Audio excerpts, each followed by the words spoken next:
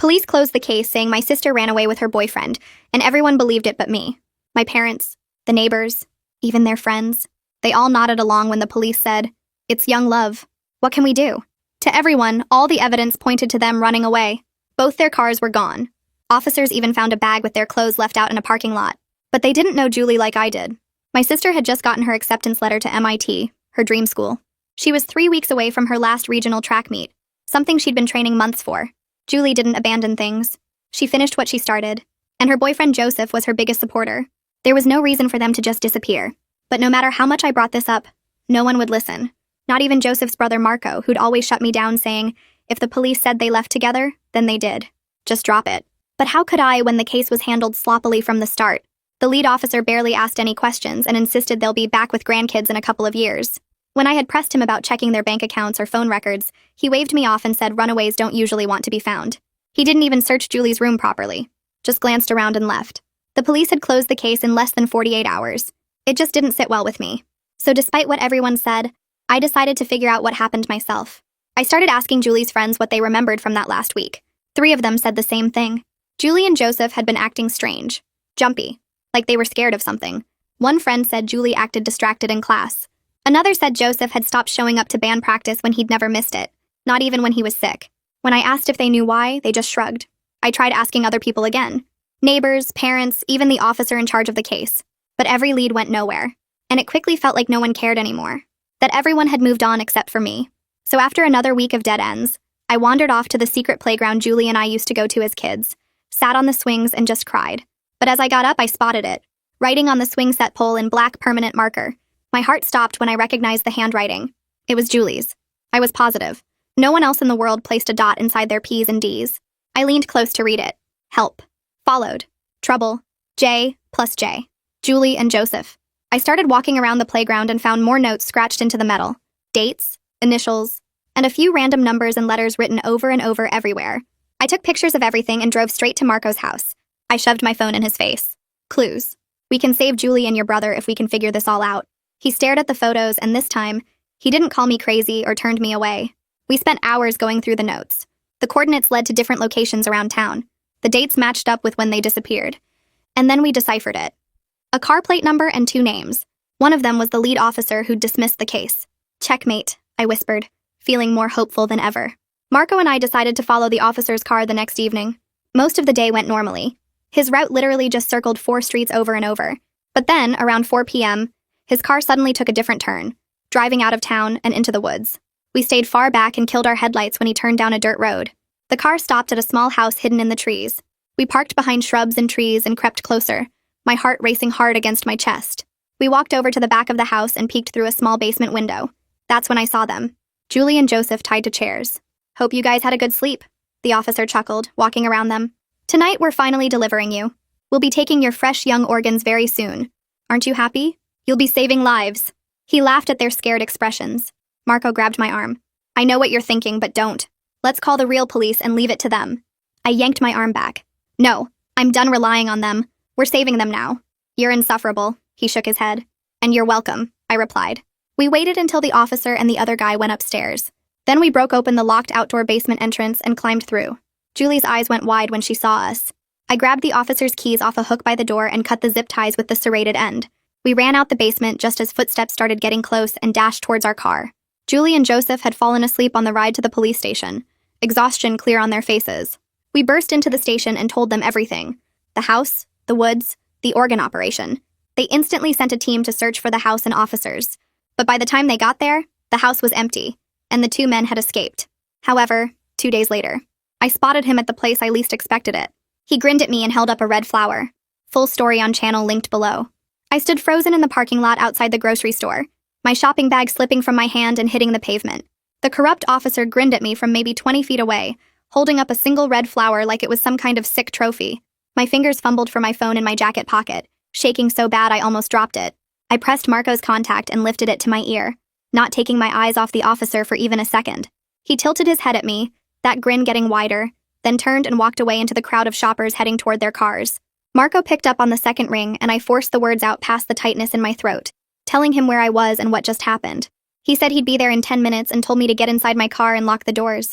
I grabbed my shopping bag off the ground and ran to my car, fumbling with the keys before finally getting inside and hitting the lock button. My hands wouldn't stop shaking. Marco's truck pulled up next to me exactly 9 minutes later, and I jumped out to meet him. We drove straight to the FBI field office that had opened a case after the local police completely failed us. Agent Maddie Landry met us in a small conference room with gray walls and a table that had coffee rings on it. She listened to everything I said about seeing the officer, about the red flower, about how he just stood there grinning like he wanted me to know he could get to me whenever he wanted. Her partner Nadia came in while I was talking and started asking me specific questions about the exact location, what the officer was wearing, which direction he walked. They sent someone to pull security footage from the grocery store and the shops around it within 20 minutes. Maddie made some calls and told us they were putting protection details on all of us immediately, me and Marco and Julie and Joseph. She said the officer showing himself like that was a direct threat and they weren't taking any chances. A hospital security guard named Kenji Owens got assigned to watch Julie and Joseph's room while they finished their observation period.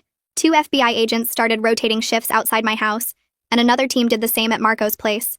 One of them followed me everywhere I went for the next 3 days. Julie and Joseph got released from the hospital after 72 hours of tests and monitoring for dehydration and some minor injuries from the zip ties. The doctors said they were lucky, that 3 more days without food and water could have caused serious organ damage. They moved into a safe house on the edge of town with agents stationed outside around the clock. I got permission to visit with my security detail escorting me there and back. The safe house was a small ranch-style place with brown siding and curtains that stayed closed all the time. Julie sat on the couch wrapped in a blanket even though it wasn't cold, and I sat next to her while Joseph made tea in the kitchen. She finally told me everything about the weeks before they disappeared. They'd noticed a man following them after track practice, always staying far back but showing up too many times to be coincidence. The same man turned out to be Giles Mercer, the corrupt officer's accomplice. Julie said they'd see him in parking lots, outside the school, once even near our house just sitting in a car watching. Joseph came back with 3 mugs of tea and sat on Julie's other side.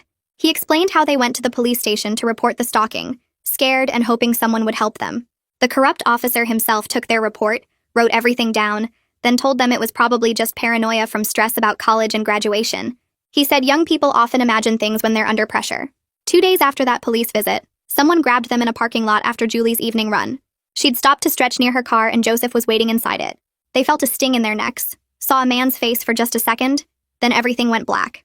When they woke up, they were in that basement tied to chairs with the corrupt officer standing over them, telling them how valuable their young, healthy organs would be. Agent Maddie came to the safe house the next day and sat with all of us in the living room.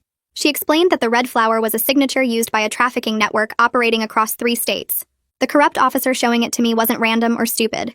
It was both a threat and a taunt, his way of proving he was still connected to the larger organization even though he was on the run.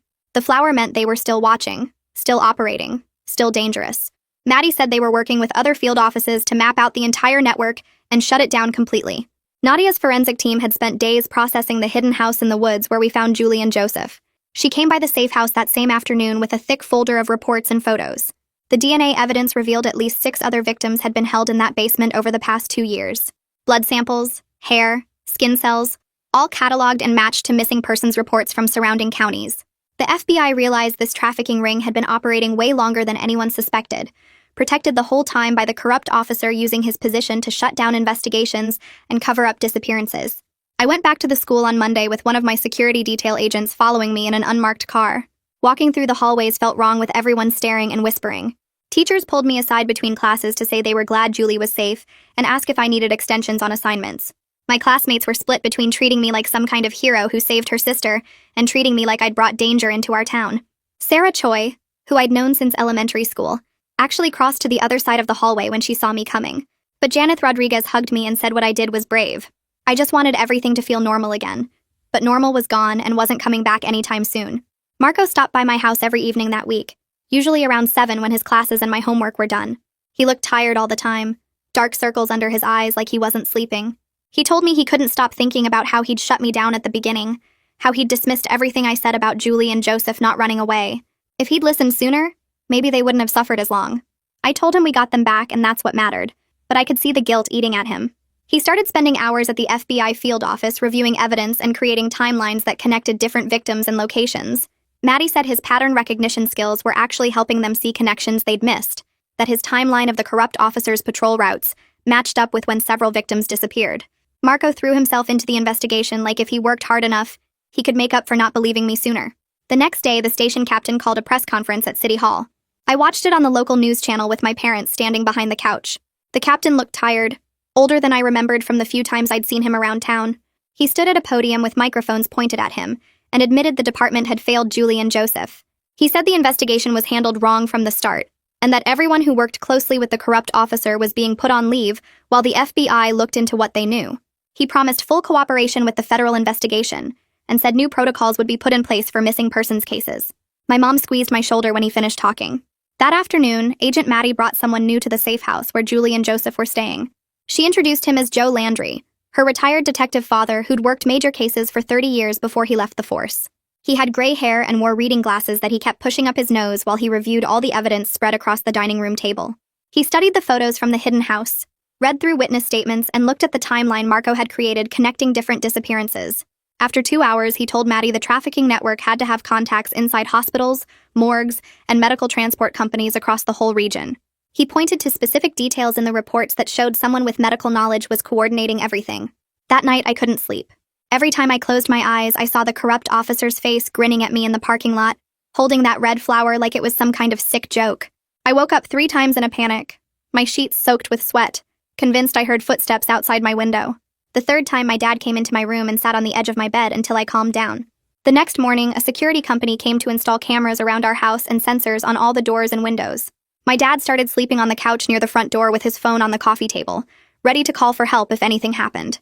The following week, Julie started going to therapy sessions with Laura Landry, a woman who worked with people who'd survived trafficking. Julie went 3 times that first week and came home exhausted every time, her eyes red from crying. She told me the sessions were really hard because Laura made her talk about being in that basement, about being scared they were going to die, about all the things the corrupt officer said to them. But Julie said she needed to do it, that she couldn't let what happened control the rest of her life. Meanwhile, Joseph's family was dealing with everything in their own way. His parents kept switching between being so grateful he was alive and being furious that no one had been arrested yet. His mom called Agent Maddie every single day asking for updates. His dad wanted to hire private investigators to find the corrupt officer faster. Marco became the calm one in his family, the person who managed his parents' emotions while making sure Joseph had space to recover. He'd come over to my house after dealing with his parents' latest outburst, and we'd just sit quietly, both of us too tired to talk about everything happening. During this time, the FBI was tracing the corrupt officer's financial records. Maddie came by one afternoon and showed us what they'd found. The corrupt officer had been receiving payments from a shell company that investigators linked to illegal organ brokers. The amounts matched up perfectly with dates when missing persons reports were filed in surrounding counties. They'd created a timeline showing at least 8 victims over 18 months, all young and healthy like Julie and Joseph. The same financial records helped Nadia identify the second man who'd escaped from the hidden house. She matched fingerprints found on door handles and light switches to someone named Giles Mercer. He had a criminal record for medical fraud and had worked as a surgical technician before losing his license 5 years ago. That background gave him the knowledge needed to check if people would be good organ donors. Maddie said he was the one who probably examined Julie and Joseph to determine what organs could be harvested. 3 weeks after the rescue, Agent Maddie got a break in the case. A woman who lived near the hidden house finally came forward after seeing news coverage about the trafficking ring. She remembered seeing a white refrigerated medical transport van making trips to that location over several months. She'd thought it was weird at the time because there was no hospital or medical facility anywhere near those woods. The van's company was based 2 states away and had no legitimate reason to be in our area. The FBI started investigating the transport company immediately. 2 days later, I sat in Prosecutor Catalina Richards' office downtown for an interview about the case. She was building charges against everyone involved in the trafficking ring and needed my testimony. She asked me to walk through everything from the moment I realized Julie wouldn't just run away to finding the clues at the playground to following the corrupt officer's car to the rescue. She explained that my testimony about finding the evidence and doing surveillance would be crucial for establishing the timeline and proving the corrupt officer was directly involved. She said the trial would probably happen in about 6 months, and that I'd need to testify in front of a jury. That evening, Julie sat at her desk staring at her laptop screen for almost an hour before she finally started typing. She was writing an email to MIT asking to defer her acceptance by 1 year. Tears ran down her face while she wrote it, but she said she needed to be mentally strong before taking on the pressure of her dream school. She needed time to recover and to testify at the trials without worrying about grades and assignments. She hit send and then cried harder, and I sat next to her holding her hand while she processed giving up something she'd worked toward for years, even though it was just delayed and not gone forever. Joseph came over the next morning and told Julie he was staying. He'd already talked to the community college about classes and said he wanted to be close while they both healed. Julie hugged him and cried again, but this time it wasn't sad crying. They spent the rest of the day on the couch just being together, not talking much, just holding hands and watching movies they'd seen 100 times before. I could see something had changed between them. They weren't just boyfriend and girlfriend anymore. They were two people who survived something terrible together, and that bond was different. Stronger. Marco started texting me every morning asking how I slept and if I felt safe. At first I thought it was weird, but then I realized he got it in a way my other friends didn't. He'd been there in the woods. He'd seen Julie and Joseph tied to those chairs. He understood why I jumped when doors slammed or why I checked over my shoulder in parking lots. We met for coffee twice a week and just talked about normal stuff, but also about the fear that still sat in our chests like a weight. He told me he felt guilty for not believing me sooner, and I told him we saved them, and that's what mattered. The FBI raided the medical transport company 6 days after finding the financial records. Agent Maddie called me that afternoon and said they'd found refrigeration units in the warehouse with organs inside. No paperwork. No documentation showing where the organs came from or where they were going. 5 employees got arrested on the spot, and 2 of them started talking immediately, offering to cooperate if they got lighter sentences. Maddie said the investigation was expanding faster than they'd expected. One of the employees who cooperated sat in an interrogation room and explained the whole operation to the FBI. He said the corrupt officer and Giles Mercer were the acquisition team. They identified healthy young people and grabbed them. Then they'd take the victims to a mobile surgical facility that moved locations every few weeks to avoid detection. The organs got harvested there and sold to desperate patients through illegal networks. The employee said he just drove the refrigerated van and never asked questions, but he knew at least 8 people had gone through the facility in the past year. Agent Maddie showed up at my house 2 days later with a folder full of photos. She spread them across our kitchen table and asked if Julie or Joseph had mentioned seeing anyone else during their captivity. The photos showed 8 missing young people from surrounding counties. All of them were between 18 and 25. All of them had disappeared in the past 18 months with cases that got closed as runaways. I called Julie and she came over with Joseph. She looked at the photos for a long time before pointing to 2 of them. She said she'd seen them briefly when Giles Mercer brought food to the basement. They'd been in a van outside and she'd only caught a glimpse through a window, but she was sure it was them. Maddie wrote down everything Julie remembered. The FBI held a meeting at their field office and I sat in because Maddie said I'd earned the right to know what was happening. Joe Landry was there too. He was Maddie's dad and a retired detective who'd been consulting on the case. He suggested they check recent rentals of industrial spaces with enough power for medical equipment and climate control systems. He said the mobile facility would need those things to function, and somebody had to be paying for the space. Agents started pulling rental records from 3 counties. Going back to the school felt wrong. I sat in classes trying to focus on algebra and history while knowing the corrupt officer was still out there somewhere. My security detail followed me everywhere. 2 agents in a dark car that parked outside my house at night and drove behind the bus in the morning. They waited in the school parking lot all day. I couldn't forget about the danger for even a minute because they were always there reminding me. I jumped every time someone walked up behind me in the hallway. My friends noticed but didn't know what to say. Julie went to therapy twice a week with Laura Landry. Most sessions went okay, but one day Laura asked her to describe the basement where they'd kept her. Julie started talking and then suddenly she couldn't breathe. Her chest got tight and her hands started shaking and she said the room was spinning. Laura called Joseph and he rushed over from his class. He sat next to Julie and held her hand and talked her through it. He reminded her where she was and that she was safe. He described the therapy office in detail until Julie's breathing slowed down. They worked through the memory together with Joseph there supporting her. Laura said it was actually good that it happened because now they could process it properly. Marco showed up at my house one evening with his laptop. He'd been doing his own research on the corrupt officer and found something the FBI had missed. The officer had a sealed juvenile record that Marco accessed through some creative searching. There was also a complaint filed against him 5 years ago for using too much force during an arrest. The complaint got dismissed, but Marco said it showed a pattern. The officer had always been violent and abused his authority, but nobody had stopped him. We called Agent Maddie and she came over to look at what Marco had found. She took photos of everything and said it would help build the case. The FBI's financial team traced the shell company's payments for 3 weeks. They followed the money through 6 different accounts before finding the final destination. An offshore account controlled by a doctor who'd lost his medical license in another country for doing surgeries that violated ethics rules. Agent Maddie said his name was Dr. Victor Petrov, and he'd been kicked out of 3 countries for similar violations. She showed me his photo and said he was almost certainly the surgeon performing the organ harvesting. The FBI put out an international alert for him. They had the whole network mapped now. The corrupt officer and Giles Mercer grabbed the victims. Dr. Petrov harvested the organs at the mobile facility. The transport company moved everything, and dozens of people bought the organs through illegal brokers. Maddie said they were close to finding the mobile facility, and once they did, the whole operation would collapse. 4 weeks after we found the mobile facility location, Agent Maddie called me at 6 in the morning. The FBI was moving in on an abandoned veterinary clinic 2 hours away, and she wanted me to know before it hit the news. I sat by my phone for 3 hours waiting for updates, my leg bouncing the whole time. Marco showed up with coffee and we waited together. Agent Maddie finally called back around noon and said they got the doctor plus 2 nurses and someone who put people to sleep for surgeries, but the corrupt officer and Giles Mercer weren't there. The place had been cleared out recently. Like maybe they knew the FBI was getting close. I felt relieved they caught more people, but also sick knowing those two were still out there somewhere. Agent Maddie came by that evening with Nadia to show us photos of what they found at the clinic. Metal tables with restraints, medical equipment for cutting and stitching, coolers for transporting organs. Nadia explained they found records hidden in a locked cabinet that listed 12 different victims over the past year and a half. Some of them survived having a kidney taken or part of their liver cut out.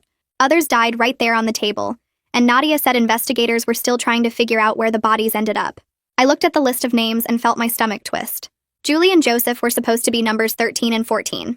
2 days later, prosecutor Catalina Richards asked me and Marco to come to her office downtown. She had short dark hair and wore a gray suit that made her look serious and official. She spread out folders across her desk and explained she was filing charges against everyone the FBI arrested, including conspiracy to commit murder, human trafficking, organ trafficking, and kidnapping. The trials would take over a year to finish, she said, because there was so much evidence to go through. The corrupt officer and Giles Mercer would be tried separately once the FBI caught them. She asked if we understood what testifying would mean, and I nodded. Marco said we were ready to do whatever it took. The mail came 3 days after that meeting, and I grabbed it from the box like always. Bills, advertisements, a magazine for my dad, and then a plain white envelope with no return address. The postmark said it came from 3 states away. I opened it standing right there by the mailbox, and a dried red flower petal fell out onto my hand. The note inside had 5 words written in block letters. You took something from us. My hand started shaking so bad I dropped everything on the ground. I ran inside and called Agent Maddie, barely able to get the words out. She arrived with 2 other agents within 20 minutes, and they took the envelope and petal as evidence. Agent Maddie told my parents they were increasing my security detail immediately, and that she'd be tracing where the letter came from. That night I couldn't sleep at all. Just kept thinking about how the corrupt officer knew where I lived and was sending me threats. 2 days later, Agent Maddie came back and said the FBI was setting up surveillance in the city where the letter was postmarked. They hoped the corrupt officer or Giles Mercer would make another move and the FBI could grab them. But until then, the threat level against me had gone up too much. I needed to move to a temporary safe house with my parents. We packed bags that same day, and 2 agents drove us to a small house on the edge of town that looked totally normal from the outside, but had cameras everywhere and reinforced locks on all the doors and windows. My mom cried the whole drive there. My dad kept his hand on her shoulder and didn't say anything. I just stared out the window and wondered how long we'd have to hide. The next week, Julie and Joseph went to the prosecutor's office to give their formal depositions. It took 2 full days, and they had to describe every single detail of what happened when they were grabbed, what the basement looked like, what they heard the corrupt officer and Giles Mercer say about the organ operation. Prosecutor Catalina Richards let me sit in the waiting room while they did it. Joseph came out after the first day looking exhausted, his eyes red like he'd been crying. Julie emerged an hour later and just hugged me without saying anything. The second day was even harder. I could hear Julie's voice through the door sometimes, shaky and quiet. But when they finished, both of them said they felt better having told everything officially, like they were finally doing something that mattered for the case. Marco showed up at the safe house the next evening with his own bag. Agent Maddie told him he was considered at risk too since he helped with the investigation and rescue. His parents didn't want him staying alone at their house where someone could find him. So now it was me, my parents and Marco all crammed into this small safe house with agents rotating shifts outside. Marco and I spent hours in the living room talking about everything that happened, trying to process how scared we still felt and how angry we were that the corrupt officer was still free. We talked about what normal life even meant anymore and whether we'd ever feel safe again. It helped having someone who understood exactly what I was going through. Agent Maddie came by after a week to update us on the investigation. Her team had been going through security footage and talking to witnesses in different towns. They found a pattern in where the corrupt officer had been spotted. He was staying in cheap motels and only using cash, so nobody could track his credit cards. But he kept going back to areas near where previous victims had lived, like he couldn't stay away from the places connected to the operation. Agent Maddie said it meant he was obsessed with what he'd lost, and that made him even more dangerous. Meanwhile, the disgraced doctor they arrested at the clinic started cooperating with prosecutors. He told them the corrupt officer wasn't just someone who grabbed victims. He was the enforcer who got rid of anyone who threatened to expose the operation. 2 unsolved murders in the region were now being looked at again as possible victims of the corrupt officer's violence. Agent Maddie showed me photos of the 2 people who'd been killed, and I felt sick thinking about how close Julie and Joseph came to ending up the same way.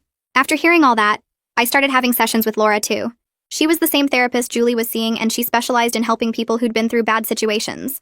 I told her I couldn't sleep without checking the locks 3 times, and that I jumped every time I heard a car door close outside. Laura taught me some breathing exercises and ways to calm down when my brain started spinning with fear. She explained that my body's alarm system was stuck in overdrive after weeks of real danger, and that it would take time to convince it that I was actually safe now. The sessions helped a little, but I still felt on edge all the time, waiting for the next threat to show up. 5 weeks passed in that strange routine of safe house life and constant fear. Agent Maddie called me one morning with news that made my hands shake. A woman working at a bus station 3 states away spotted someone matching Giles Mercer's description, trying to buy a ticket to Mexico using a fake ID. FBI agents got there in under an hour and grabbed him before he could board the bus. He didn't even try to run, just stood there looking relieved when they put the handcuffs on. Agent Maddie said he actually thanked them for arresting him before the corrupt officer could find him first. The interrogation started immediately. Giles sat in that FBI interview room and spilled everything without even waiting for his lawyer. He was scared out of his mind, kept saying the corrupt officer had been sending him threatening messages ever since our rescue, blaming him for not stopping us. He gave them names, locations, bank account numbers, contacts across multiple states. Then he described what the corrupt officer looked like now: beard covering half his face, glasses with thick black frames, hair dyed from brown to almost black. The FBI sketch artist worked with Giles for hours creating an updated picture that looked nothing like the clean-cut officer I remembered from the police station. They sent that new image to every law enforcement agency in 5 states. Put up a reward of $50,000 for information leading to his capture. The news coverage picked up again with the arrest and the new description. My phone buzzed constantly with people from the school sending me links to articles. Within days of Giles cooperating, the FBI moved on 3 more locations he told them about. One was a storage unit filled with medical equipment. Another was an apartment where someone had been keeping detailed records of victim information. The third was a house where they found 2 people actively preparing to transport someone across state lines. 5 arrests total from those raids. Agent Maddie showed me photos of the people they caught. None of them looked like criminals. Just normal people you'd pass on the street without a second thought. But they'd all been part of moving victims and connecting them with desperate patients willing to pay anything for organs off the illegal market. Meanwhile, Julie started making plans to finish high school. She'd missed too much at her old school to catch up, so she enrolled at mine for senior year. It felt weird seeing her in the hallways between classes. She'd always been at the other school across town, and now she was right there where I could check on her anytime. Part of me felt better having her close. The other part hated that she needed to transfer because of what happened. She tried to act normal, joining me for lunch and walking to classes, but I saw how she jumped when lockers slammed or someone came up behind her too fast. Joseph got himself into community college and found a part-time job at a bookstore downtown. He told Marco he needed structure and routine to feel like a real person again. Every night, he and Julie video chatted for at least an hour. Sometimes I'd walk past Julie's room and hear them just talking about their days, processing everything out loud with each other. They'd gotten so much closer through the whole nightmare. Their relationship wasn't just high school dating anymore. It was something deeper built on shared survival. The FBI kept raiding places based on what Giles told them. They moved fast, hitting locations before anyone could clear out evidence or run. 5 more people got arrested over 2 weeks. The network was bigger than anyone realized. These weren't just random criminals.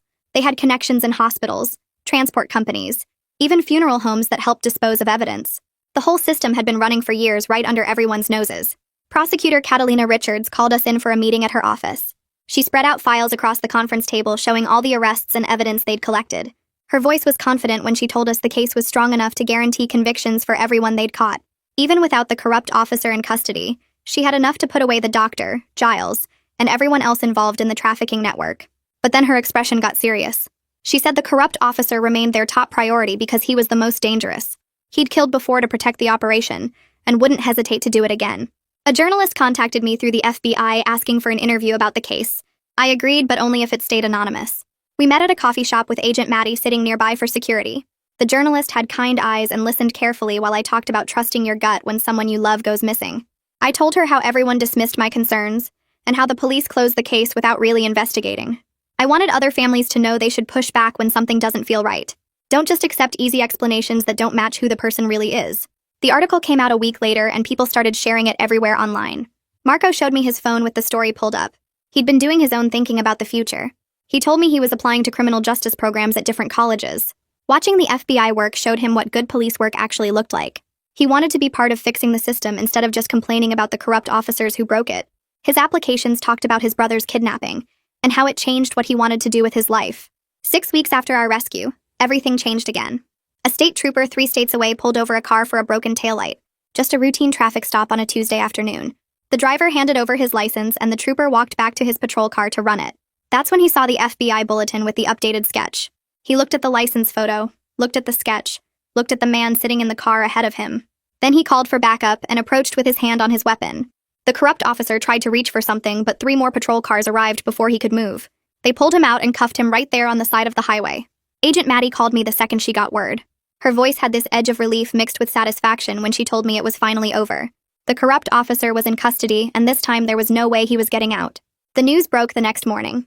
Every channel showed his mugshot with headlines about the trafficking network.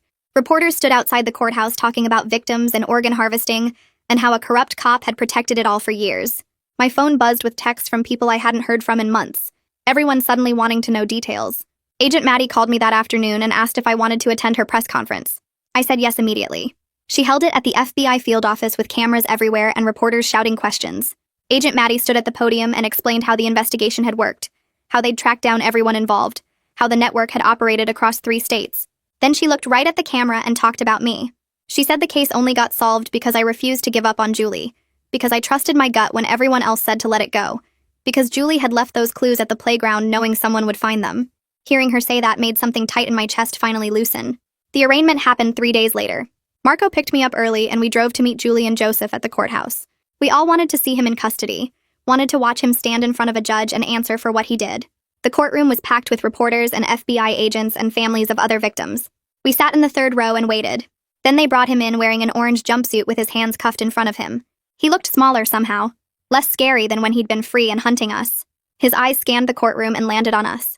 He stared for a long moment and I stared right back, refusing to look away first. The judge asked how he pleaded, and his lawyer said not guilty to all charges. Prosecutor Richards stood up and listed everything: kidnapping, human trafficking, conspiracy to commit murder, organ trafficking, abuse of authority, obstruction of justice. The list went on for 5 full minutes. His lawyer argued for bail, but Prosecutor Richards shot that down fast, talking about flight risk and how he'd already escaped custody once. The judge denied bail and set a preliminary hearing date for 3 weeks out. We all exhaled together when the guards led him away. The preliminary hearing was harder. Julie and Joseph had to take the stand and identify him as one of their captors. Julie went first, and her voice shook at the beginning but got stronger as she talked. She described the basement, the zip ties, the conversations she'd overheard about organ harvesting and selling to desperate patients. She pointed at him when the prosecutor asked if she saw her captor in the courtroom. Joseph testified next and added details about Giles Mercer, about how the 2 of them had worked together, about the threats they'd made. The defense lawyer tried to trip them up with questions about dates and times, but Julie and Joseph stayed consistent. Then they called Giles to testify from prison. He wore an orange jumpsuit too and wouldn't look at the corrupt officer while he talked.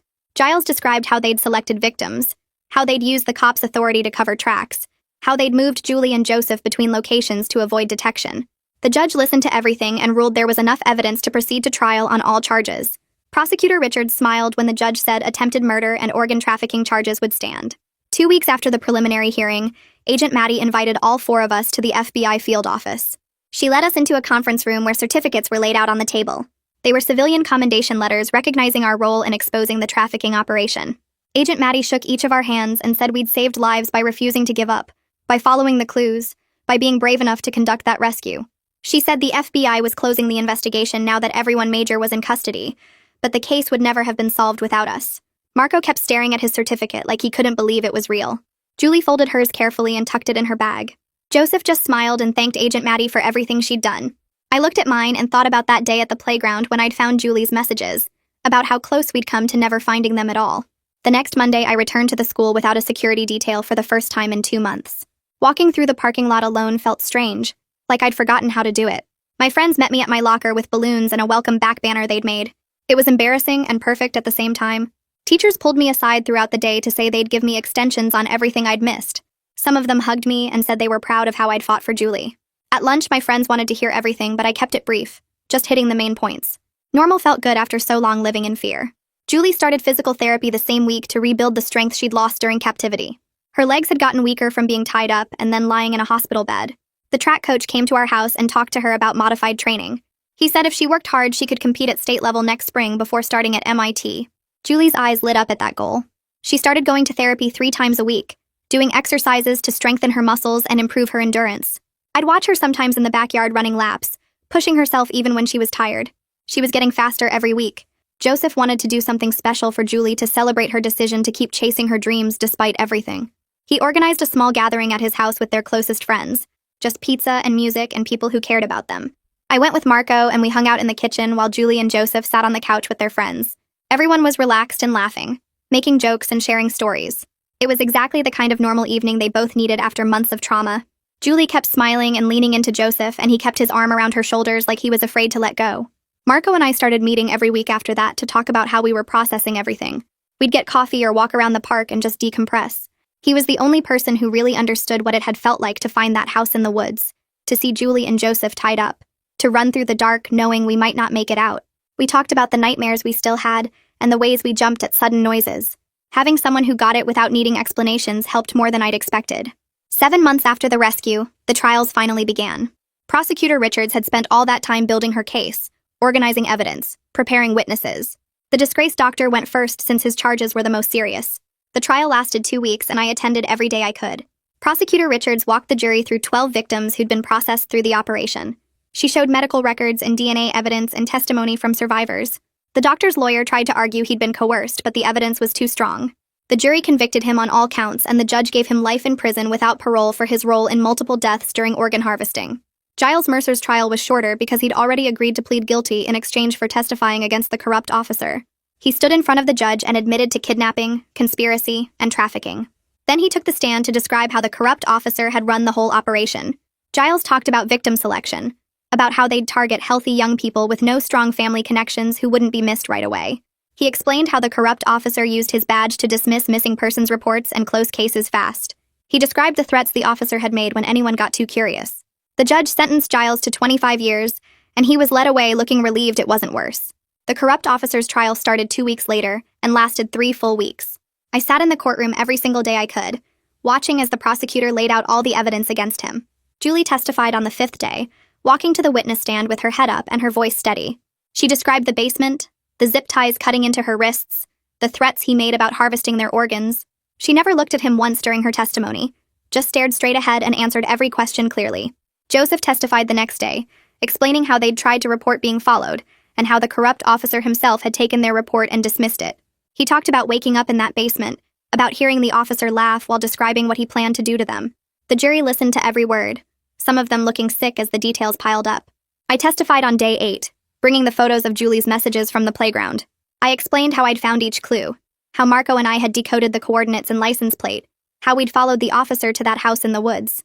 The prosecutor asked me to describe what I saw through the basement window, and I did, my voice shaking a little when I got to the part about Julie and Joseph tied to chairs. The defense lawyer tried to make it seem like we'd trespassed or acted recklessly, but the prosecutor shut that down fast by pointing out we'd saved 2 lives that night. The trial dragged on with expert witnesses, FBI agents, and people from the trafficking network who'd agreed to testify. Each day felt longer than the last, but I kept showing up because I needed to see this through to the end.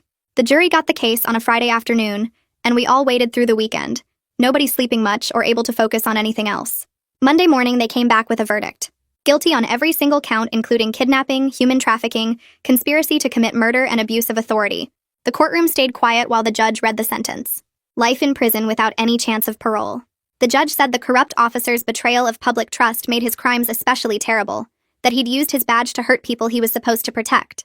The officer just stared straight ahead, no expression on his face as they led him away in handcuffs. Julie grabbed my hand and squeezed it hard, and I squeezed back, both of us finally able to breathe, knowing he'd never hurt anyone again. 2 days after the sentencing, Julie got an email from MIT. They'd reconfirmed her acceptance for the following fall semester, giving her the extra time she needed to recover and prepare. She read the email 3 times, then started crying, the good kind of tears that meant relief and hope instead of fear. She spent the next few months working with her track coach to rebuild her strength, running every morning and slowly getting back the speed she'd lost during captivity. Her times improved each week, and she started talking about trying out for MIT's track team once she got there. She filled out housing forms, bought textbooks online, and made lists of everything she needed to pack. Joseph made his decision about a month later. He'd been accepted to a 4-year university about 30 minutes from MIT's campus, close enough to visit Julie regularly, but far enough that they'd each have their own space. He wanted to study music education, planning to become a high school band teacher someday. Julie helped him fill out transfer applications, and they spent hours on video calls looking at apartments he might rent near his campus. Their relationship had changed after everything that happened, gotten deeper and more solid. They weren't just dating anymore. They were partners who'd survived something terrible together and came out stronger. I got invited to speak at a conference on missing persons investigations 3 months after the trial ended. The conference was in a big hotel downtown with law enforcement officers from 6 different states attending. I stood at a podium in front of 200 people and told Julie's story, emphasizing how important it is to listen when families insist something is wrong. I talked about the clues Julie left, about how quickly the local police had closed her case, about what might have happened if I'd given up like everyone told me to. After my speech, at least a dozen officers came up to talk to me. Several police departments asked for copies of my presentation to use in training their staff. A few chiefs admitted their departments had similar problems with dismissing cases too quickly and wanted advice on fixing their protocols. The whole experience felt surreal, like I was somehow making a real difference beyond just saving my sister. Marco got his acceptance letter to his top choice criminal justice program in early spring. He called me right away, so excited he could barely get the words out, and asked if I'd help him move into his dorm when the time came. Move-in day arrived in late August, hot and humid with the sun beating down on the parking lot. We carried boxes up 3 flights of stairs, setting up his room with posters and books and the mini fridge his mom insisted he needed. We took a break sitting on his bed, both of us sweating and tired, and he said something about how strange it was that something so terrible had led to such good changes in our lives. I knew what he meant. Neither of us would have chosen what happened, but it had pushed us both toward paths we might not have found otherwise. Julie left for MIT a week later with our whole family making the drive to campus. Mom cried the entire way there. Dad kept clearing his throat like he was fighting back tears, and I sat in the back seat watching the miles pass.